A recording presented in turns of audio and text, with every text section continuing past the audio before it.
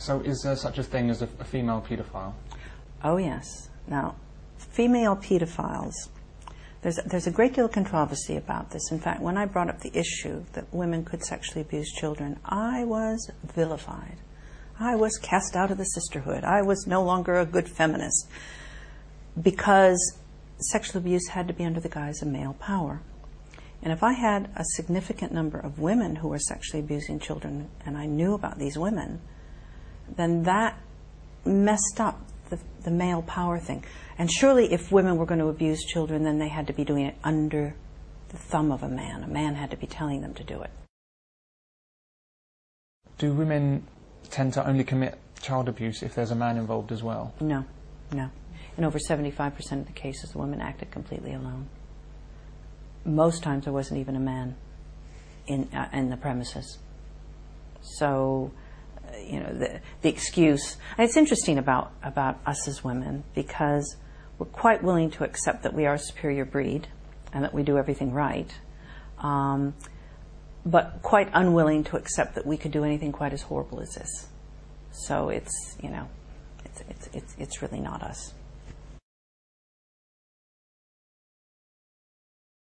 We had a conference about this eventually in, I think, 94, maybe earlier. 400 people applied to come to this conference. It was a huge conference.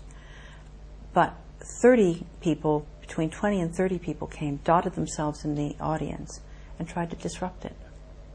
They were yelling that, you know, this, why was I paying attention to women? It wasn't women. I was taking the attention away from men. One of the women who was going to talk about her own abuse, who was now helping others, then couldn't face the audience. So you had this uproar. You had people in the audience turning on these women who were standing up saying, sit down, we want to hear about this. And you had them shouting, and it was absolutely strange. And very sad, because it was like, don't tell me this information, even if it's true, because I don't want to hear it.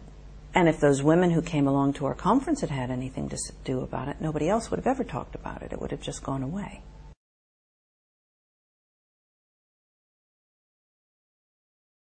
They've been able to disguise their abuse, I think, more cleverly than men have. And society doesn't want to believe that there are female abusers. It's easier to think it's a nasty man. One argument against even the idea of female paedophiles is that women don't have penises, and so can't really do anything too serious. Women tend to use objects, broom handles, bottles. One woman said that she was sexually abused by rose stems with the thorns still on, being stuck up. Women can be quite cruel using objects, but they're still after their own sexual gratification. So it's kind of, you know, it's just actually, it's just a physiological thing, the difference. Sexual abuse by women has the same foundation as that committed by men. They've generally experienced childhood abuse themselves. Women are not immune from turning into abusers, as we like to think.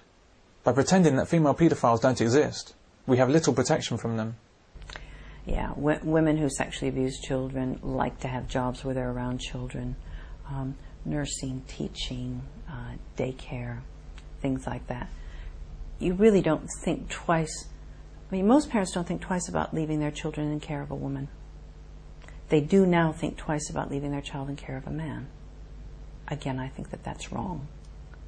But there you are. That's what's happening. So they will find jobs where they can get in contact. It's like an alcoholic in a bar.